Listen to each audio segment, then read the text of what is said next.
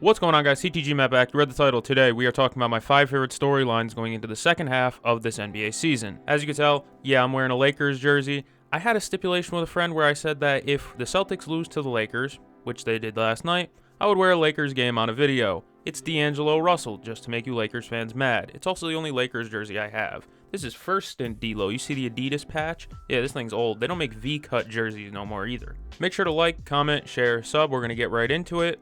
Nothing really to waste time on. There's no particular order to this list, so I'm just going to say maybe my favorite one this year. It's been the Los Angeles Clippers, to be honest with you. They lose Paul George in free agency. Norman Powell comes out and says, well, someone's going to get those shots. Someone's got to step up, and it's been Norman Powell. Powell's been incredible this season. James Harden's been incredible this season. If it's a Zubac has been incredible this season. Those three have really carried a lot of the load as like the higher-end players on the team. However, there's a bunch of defensive-oriented guys that deserve shout-outs on this team.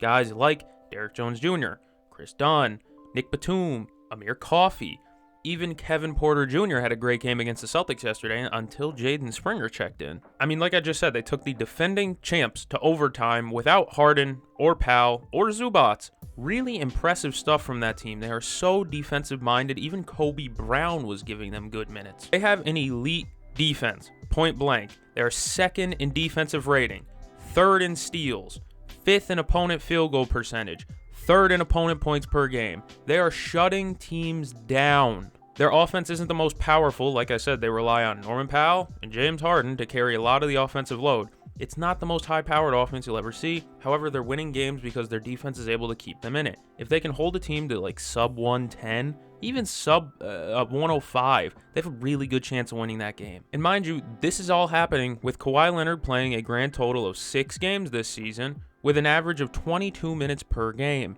He hasn't really even had a chance to play yet. But that's per usual. You kind of have to expect that with Kawhi Leonard at this portion of his career. He's going to miss time. The difference is that this team has been able to cover up without Kawhi, compared to teams in the past that have just kind of fallen apart when Kawhi's not there. We've only seen 110 possessions of Harden, Norm, Kawhi, Jones, and Zubac. In those 110 possessions, they have a 79.5 opponent points per 100 possessions. 79.5. Not even 80. Elite defense has been shutting teams down. Guys like Chris Dunn are just pests on the perimeter. Derek Jones Jr. has been playing very, very good. He had a 17-point first quarter against the Celtics, for Christ's sake. Overall, I'm just so impressed with what they've been able to do. Tyronn Lue is a very good coach. Ty Lue, T. Lue, whatever you want to call him. He's been a great coach for a lot of his career, but I feel like he deserves so much credit for this roster because this is a team I said at the beginning of the season I thought might have been blowing it up by midseason. Instead, they're waiting for Kawhi Leonard to get healthy and hoping they can go on a playoff run. I'm not sure if they can. I'll just be full disclosure there. I don't know if there's a playoff run coming. However, either way, this has been really, really fun. As in the new arena, was it the Intuit Dome or whatever? I want to fact check myself. Yes, it is the Intuit Dome. That place has been raucous on a nightly basis almost. In the behind the basket, they have where all the fans sit, the fans section, and they go wild for every free throw. The wall is creating an effect on free throw shooters. Of course, albeit some guys are just bad free throw shooters already. But the wall is working. The stadium is beautiful. And on top of that, their defense has been so good that like I said, it keeps them in the game every single time they touch the court. There's really no team that can run away from them because of how good their defense is. You're not really going to get blown out when you're committed to playing defense for every possession of the game. A couple interesting little notes I want to throw in there. A guy like Amir Coffey doesn't get much in terms of respect, in terms of like media and stuff like that. But if you give Amir Coffey the green light, I think he could be a really decent player. I saw some of those mid-range pull-ups he was taking against the Celtics with confidence, and he looked great. He was smacking mid-range jumpers from the free throw line just about every time he touched the ball. I said before that I'm not sure that this team has a finals trip running in their system. I just don't see the depth or the scoring ability to get there. However, with a healthy Kawhi Leonard, which has been the what if for the last 5 years for the Clippers, if healthy Kawhi Leonard is in the playoffs, this is not a team you want to see. They're going to have Harden, Powell, Leonard, Jones, Zubac in the starting 5, and then off the bench, you're still rolling out Kevin Porter, Chris Dunn, a group of guys off the bench who are hungry minimum guys who are just looking to get more PT. And to be honest, this is one of the most fun teams to have, though, because of the fact that you have a bunch of guys who are on lower scale contracts who are just hustling just to hustle. Of course, Derrick Jones Jr. got his bag, but airplane mode has been airplane mode, and a great defender and a great player in his own right for a couple of years now. But a guy like Chris Dunn bounced back in Portland, came to the Clippers on a low-scale contract, and has been really productive for them, especially defensively. Then you have a guy like Norman Powell. Like I said before, he said that more shots were going to go around because Paul George was gone, and more opportunities for him, and he's been taking full advantage of the opportunities. Charles Barkley gave him an all-star nod somehow. I don't know. I don't get that. Nick Batum's been Mr. Consistent for about a decade now almost. Anytime he plays on a contending team, or at least a team that's trying to win, he has been productive. This is a team you really just don't want to see come playoff time. They have a guy like Zubats who defends the paint very well, and there's so many perimeter defenders. They're so switchable 1 through 5. They can just do everything on the court, and then, like I said, if they can somehow, some grace of God, get a healthy Kawhi Leonard, there's your go-to scorer, with James Harden being your go-to playmaker. You have good shot makers on the outside, 3-and-D guys, great role player supporting cast. This team can make like a conference finals appearance maybe with healthy Kawhi. However, healthy Kawhi comes about as often as Santa. It's just been really fun to watch. Shout out T-Lou. Shout out Steve Ballmer. Investing in a fun team, and it's been a fun experience to watch. I'm very interested to see what they do in the second half of the season. I'm very interested to see what they do in general after this season, because this really has been a fun team on a bunch of low-scale deals. Curious to see who gets extended versus who gets shipped off. Is this team just going to be fun for the foreseeable future, or are we really going to start rebuilding soon? I have no idea. But if you live for today, you are having a fun time as a Clippers fan. You have to be. You could not have expected anything better than this. Another fun storyline. We're switching over to the East. It's the Detroit Pistons. Man, they have been super fun. Even the games they lose are close and fun to watch. They're only 2 games over 500. A majority of NBA fan bases and NBA teams would be like 2 games over. That's nothing to write home about. However, the Detroit Pistons lost 27 straight games last year, so that means something. Cade is having an all-star worthy season. Of course, it is so terrible that Jaden Ivey went down for the season, because Cade is now the only real ball handler on the team, and while it's been working out fine, it sucks because he's putting up these high turnover games, and people keep saying, well, he turns the ball over too much.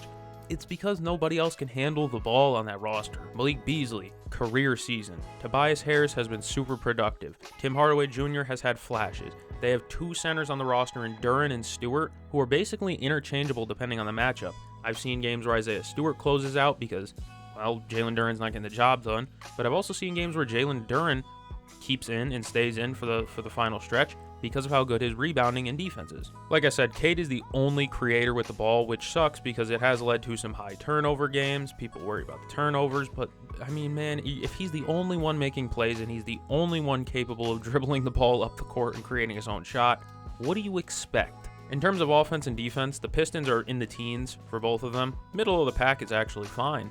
Like I said before, this team was horrible. Like one of the worst teams in NBA history last season. So to see any type of improvement is better than seeing none, obviously. And the improvements have been pretty significant. I mean, they're a playoff team, not a play-in team. I believe they are the 6th seed that is a playoff team. JB Bickerstaff has done a tremendous job as a floor raiser. I don't know if he's a ceiling raiser type of coach, but I do know he's a floor raiser, and he will get the best out of his guys. Like we've seen, Malik Beasley has just been incredible this season shooting the ball. Tobias Harris has been really good. Tim Hardaway Jr., like I named before. Even Marcus Sasser showing some flashes. I really liked Marcus Sasser last season, but that's a different conversation. And even more recently, they won 4 of 6, and they've had some really impressive wins along the way, beating the Knicks and the Rockets. Those are really quality wins, considering those are 2 teams who have, well, championship aspirations. I'm very proud of this team, very proud of Cade Cunningham for being mature and kind of handling this the right way. I just wish they could get another ball handler, give him one more ball handler, and it could really change the way that this team moves and how this team plays and what they look like down the stretch of the season. It sucks the Warriors got like Dennis Schroeder or something, because Schroeder would be perfect for the Pistons. However, Schroeder's been terrible for Golden State, so I don't know. I think they just need a backup point guard or just somebody else who can play make. Shout out JB Bickerstaff. Hope Cade Cunningham makes the All-Star game. We'll move on to the next one. My third favorite storyline has been the Rockets' ability to play super well despite having like no real stars. They're the second seed right now. They're another team kind of like the Clippers where it's a couple of good scorers but then a bunch of elite defenders. Currently, the Rockets are third in defensive rating, fifth in net rating, 8th in steals, 11th in blocks. It's a team full of defensive pests and menaces. If you're an offense, you have to deal with a rotating group of wings and guards in Amen Thompson, Tari Eason, Jayshawn Tate, and of course Dylan Brooks. They have a group of pests and lengthy defenders. It sucks Jabari Smith Jr. went down. I know Rockets fans have been divided on Jabari Smith Jr., but I still really believe in him as a player. Like I said, though, it sucks that he went down this season. I thought he was starting to pick up momentum before he went down, which is just bad timing. More recently, Jalen Green has been picking up the scoring at an incredible rate. Since December 1st, Jalen's averaging 23 points per game on 46, 40, 88 splits.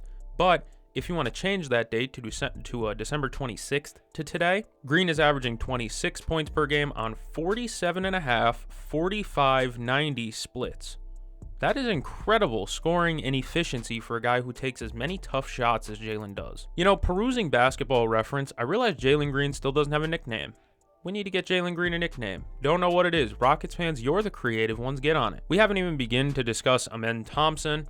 He's rising into becoming one of the most promising young stars in the NBA. His steal rate's in the 84th percentile, and his block rate for a guard is in the 98th percentile. Now, I know he's not really a guard.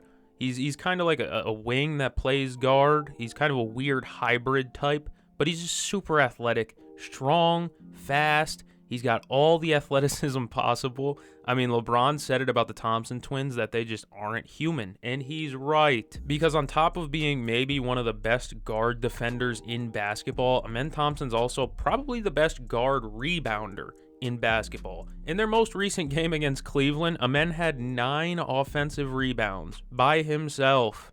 9. And again, that game happened against the Cleveland Cavaliers, who are probably the best rebounding team in basketball, if you ask me, with their deadly combo of Allen and Mobley together down low. So the fact that Amen was able to get 9 offensive rebounds is crazy. And in my opinion, Amen's offensive rebounding was the biggest reason for them to win that game, other than dumb luck and Darius Garland missing free throws. But Amen's second chance points and his ability to grab rebounds really almost bailed the Rockets out at some points because of how, sorry Rockets fans, you're pretty inefficient as a team. Jalen Green relies on a lot of tough shots. Fred VanVleet relies on a lot of tough shots. You don't have an easy offense guy like that a lot of the time. So you need these second chance points. You need the ability to get a second shot because, well, when you're taking really tough shots like Jalen and Freddie typically do, they don't always go in. So you need a bailout guy. Your bailout guy is Amen Thompson or Tari Eason. Stealing an extra few possessions can literally win you a game, and I believe that's kind of what Amen did versus Cleveland. I'd love to sit here and more talk about Tari Eason, but he is terrifying. I'm afraid that if I were to say anything criticizing him, he would show up at my door and beat my ass. Tari Eason is an intimidating individual who I think probably could be averaging 1 technical foul per game right now. However, as a team, I believe the Rockets do average 1 technical foul per game. Incredible stuff right there. Ime Udoka has these guys playing jail ball, and that is just a beautiful sight in the modern NBA. I haven't mentioned Şengün, who's like kind of like he's in the Sabonis, Jokic ilk type of thing, where it's like he's kind of like, he's a good passing big, can kind of score, rebound. He's interesting though because he is I think he's smaller than Sabonis and Jokic, but he gets the job done. Şengün's a very impressive player, but I wanted to give props to the guys who, in my opinion, have come a long way. Jalen Green's efficiency skyrocketing, beautiful to see, wasn't expected. Amen Thompson being one of the best guard rebounders and defenders in basketball is a beautiful sight to see. Didn't expect it. Jayshawn Tate, Tari Eason, these guys have been great under Ime Udoka, and Ime has empowered them to play more physical, to be bullies, and it is just a beautiful brand of basketball. On top of that, Dylan Brooks, who's always been an instigator. It's just beautiful basketball in Houston under Ime Udoka. And of course, being a Celtics fan, I know all about Ime and his defensive strategies. He is a menace, but he's also one of the more like player empowerment coaches in the league. He decided to play Cam Whitmore when after Cam Whitmore kind of not criticized him, but more so was like, hey, can I get some PT? And Ime didn't take it personally, and he gave Cam Whitmore minutes and gave him an attempt at, gave him a chance to succeed, and he kind of did. I'm a big fan of how this team is moving. Shout out to Steven Adams. He came back, and that's even more physicality to a team that relies on physicality. So they got a bunch of bruisers, and it's just beautiful basketball to watch. Just prison basketball at its finest. They argue, they trash talk, and they do everything on the court. And I think the best part about it is that they're a collective unit. One specific guy on this team doesn't win them games. It's the fact that they have multiple who can win you a game. Tari Eason can win you a game. Amen Thompson can win you a game. They just have a collection of guys who can get you wins. Even if there's not one consistent star, it's a team effort, and I think that's when basketball is at its best. Number 4, I have the Miami Heat, but not for the reasons you would think. Yes, Jimmy Butler's controversy, his trade demands, it's boring, it's annoying to be honest, it's been drawn out, there's 2 suspensions now thrown on him. The Heat stink as a team, that definitely doesn't help. But the Jimmy Butler saga is not what interests me with the Heat. The franchise's direction post-Butler is what has me intrigued. Pat Riley has openly said he does not want to rebuild. He is like 90.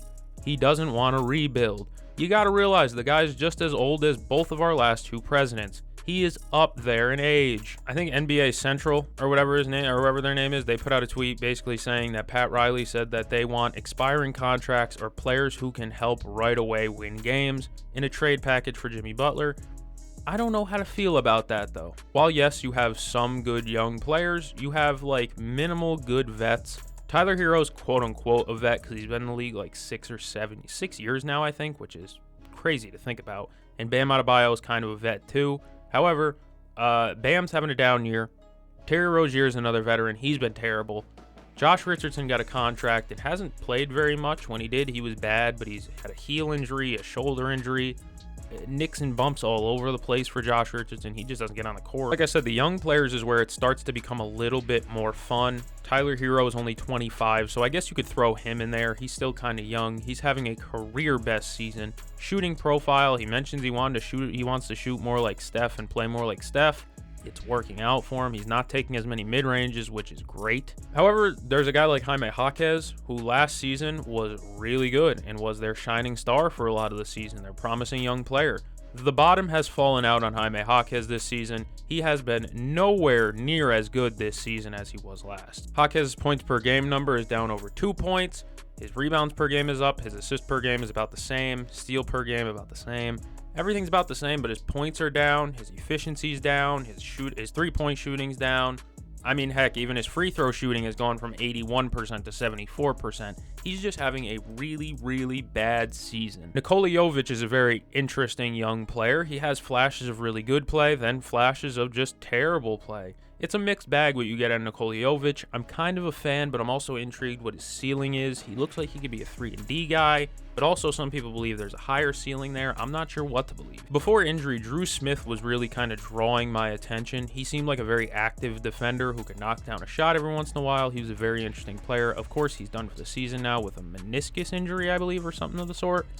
That sucks. I mean, I keep saying that in this video. How many injuries have I referenced in this damn video? However, the young guys, like the rookies, have been the most fun in Pele Larson and Khalil Ware. Khalil Ware especially, let's talk about him. Pele Larson I do know a little bit about. However, he's more of a defensive-oriented guy. His offensive game is flashes rather than anything consistent. However, Khalil Ware, since December 21st, which, if you think that's just some obscure date, no, it's when he started getting consistent playing time. But Khalil has been awesome in that time, averaging 11.5 points, 6 rebounds, 1.5 blocks per game on 60, 39, 72 splits. Very efficient scoring from a young player in his first year in the NBA. Ware's last 3 games is where it starts to get really interesting, though. He is averaging 22 points, 11 rebounds, and 2 blocks per game. A beacon of light in a otherwise very dark season for Miami fans. Khalil Ware was supposed to be the guy who could come in and be next to Bam, play some productive minutes with Bam, or maybe even help take his spot, for Christ's sake. It's leaning like he might take his spot at this rate. While Bam's still good defensively, Khalil Ware's been good defensively and offensively, unlike Adebayo. But like I said before, I think the ultimate goal is for them to be able to play together and to coincide together. I'm curious as to how that's going to work. Right now, the net ratings don't show anything positive, really, when they're on the court together consistently. However, there's not really much to go off of because the rest of their starting lineup, like I said before, they're relying on guys like Terry Rozier, Kevin Love, Haywood Highsmith's been bad, you know. So they're relying on a bunch of guys who just aren't great, and it's hard to make any lineup look good with 2 players when there's 3 bagels on the court. Big shout out to Khalil Ware. Big shout out to Pele Larson. They've been, like I said, the 2 bright spots in a pretty dark Miami season. Tyler Hero's been up there too. But like I said, I'm just curious what their franchise direction is. When you have a guy like Khalil Ware and Pele Larson who have shown such high flashes, do you really want to bring back a guy who could start over them right now? I don't know. I think I'd just rather get some developmental players and go into a rebuild. However, I do understand what Pat Riley means when he says, I don't have much time left. I don't want to go into a full rebuild.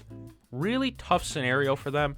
I'd have to see what they recoup in a Jimmy package before I judge it. But then you talk about Jimmy Butler. What the hell is his trade market? I don't even know if it exists. Phoenix is hot and cold on him. They're getting cold feet. Bradley Beal to Milwaukee has no traction, and Bradley Beal doesn't want to go to Miami. Bradley Beal is the really only one stalling this trade, as he's being pretty stubborn, to be honest. He's saying that his main intention is to get good again so that way he can get the Suns to the playoffs. Brother, give it up. That's just not happening. You might as well just pull that trade clause. You can go hang out in Miami. Much more beautiful city, in my opinion. I love both. I love the city of Phoenix. But Miami, go party away the pain of being just not very good anymore. And in the meanwhile, guys like Khalil Ware and Pele Larson will continue to strive for Miami. Hopefully they don't hit that sophomore slump like Jaime Jaquez did. But as for right now, living in today, Khalil Ware, Pele Larson have provided some actual fun and given me a reason to watch Heat basketball. I watched Heat versus Portland the other day, Miami versus Portland. Miami edged and hinged a comeback, and they got to within 10. They were down by like 25. They got to under 10, still couldn't finish it out, but Pele Larson, Khalil Ware were pretty big reasons that happened, same with Nikola Jovic. And finally, the last bright spot I have is the reemergence, or is it re-emergence? Remergence, I'm going to go with, of Russell Westbrook. This one was obvious, that's why I saved it for last, to be honest. It's the most fun one, though, in my opinion. Last year with the Clippers, Russ was bad. It was not a very good look for him. I really wasn't sure after his contract was up last season if any team was willing to give the guy a chance. However, Denver did, and Denver is now reaping the reward of signing Russell Westbrook. Russ is shooting 35% from 3, which is kind of where he usually is at, mid-30s he can hit, but this feels a little bit different because he's shooting 47% from the corner as well. 47% from the corner on 3s is for sure a career high for Russell Westbrook, and it's not even close. He's always been a decent corner shooter, but this season has been an extremely good corner shooting season for him. Has he turned a corner on his shooting? I don't know, but again, living in the now, it looks like he has, and if that continues into the playoffs, Russ in the Nuggets will be a very scary team to match up with. Westbrook is also shooting 65% at the rim, which is his highest mark since that one random year he spent with the Wizards. His basketball reference page is going to look crazy. All them years in OKC, and then he goes to Houston, and then he goes to Washington, and then he goes to the Lakers, then the Clippers, then the Nuggets. For a while, I really thought Russ was going to be a one-team guy his whole career. Now he's a journeyman. However, if he can get a ring with Denver, I would love to see it. This is one of those guys that you just want to see get one somehow before he retires, up there with the Hardens and stuff like that. Now, how did we get here? Early in the season, the Nuggets really worried me. After their first 21 games, they were 11-10 and looked really bad. Remember they went to overtime with Toronto? Yeah, that wasn't a great look, but since then they've bounced back in a major way. Sorry, Toronto, for getting a little bit of disrespect there, but you're just not a good team, sorry. And your objective is to lose games anyways, so what are we talking about here? Then Aaron Gordon goes down. Russell Westbrook gets moved into the starting lineup. It has been so productive with Russell Westbrook in the starting 5 that Aaron Gordon is now healthy, and Russell Westbrook is still starting. Who would have thought that giving Nikola Jokic a point guard who can cut to the rim aggressively, finish at the rim, and knock down corner 3s would be a good pairing for Nikola Jokic? I don't know, man. Either way, I'm really happy for Russell Westbrook, and he seems to be happy too. You see all the fun stuff and like the antics he does with Jokic, and he messes with him a little bit, and they have fun banter. And it really seems like a good connection there between two guys who are legends of the game, I guess, yeah. Him and Jokic seem to have a good friendship, and when Russ feels comfortable, Russ is at his best as a player, so that really does make me happy to see. Overall, this is just maybe this is my favorite storyline of the season. I'll come out and just say it confidently. Russell Westbrook and the Nuggets being a perfect pairing has been my favorite storyline of the season. I know it's not necessarily the most deep-cut storyline. I could have gone deeper, but sometimes it doesn't need to. And this is one of those situations where you don't need to go deeper. Russell Westbrook has been incredible, and he deserves his flowers every day for the amount of hate that the guy gets. He's been a very productive player for a while. I get it. He's not a perfect player. His shooting is unreliable and has been for almost a decade now. However, the guy is a proven, he's proven that he hustles. He busts his ass. He's a 100% type of guy. Aggression every game is Russell Westbrook's thing. And it's been no different in Denver. Also, it definitely doesn't help that Nikola Jokic is playing some of the best basketball I ever seen, man. I'm recording this the day after he put up 35, 22, and 17 on Sacramento. That stat line doesn't even sound real, bro. I don't know. I don't know what to say about that. 35, 22, and 17. That's just not a real stat line. Either way, if you enjoyed this video, make sure to like, comment, share, sub. Thank you for joining me all the way to the end. I'm going to go catch the game. See you guys in the next one. I'm never wearing this again.